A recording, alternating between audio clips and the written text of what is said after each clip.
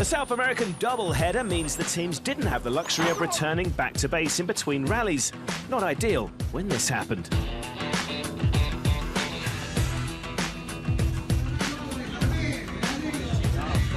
To be honest, Elfyn's car was pretty much back together again by Tuesday evening.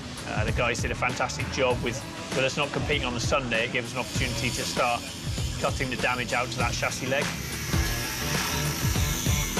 They cut out the bent piece, straightened it up again, and welded in a new section.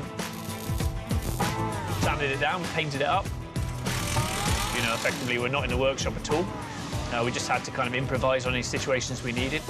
Our planning before the event and thinking about how we were going to go between Argentina and Chile seemed to work well. A massive thank you to the guys. There was a lot of work to do. They did a great job with very limited resources, so definitely owe them a few beers.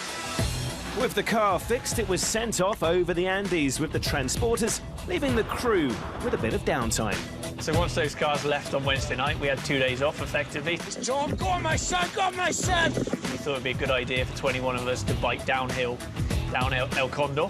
Followed by Dale, there's Big Johnny, there's Youth! We had one engineer fall off within 1 kilometre. We had another engineer fall off within about 16 kilometres. Milan, all we want to see at this time of the day, what happened? Well, it was a tricky corner, just after the bridge.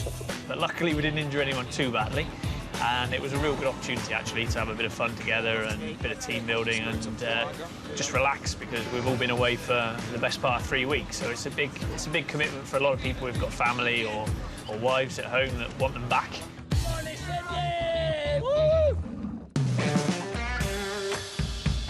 Containers and the cars arrived on Sunday, and we had the service park set up in 1 day because there's so many of us here.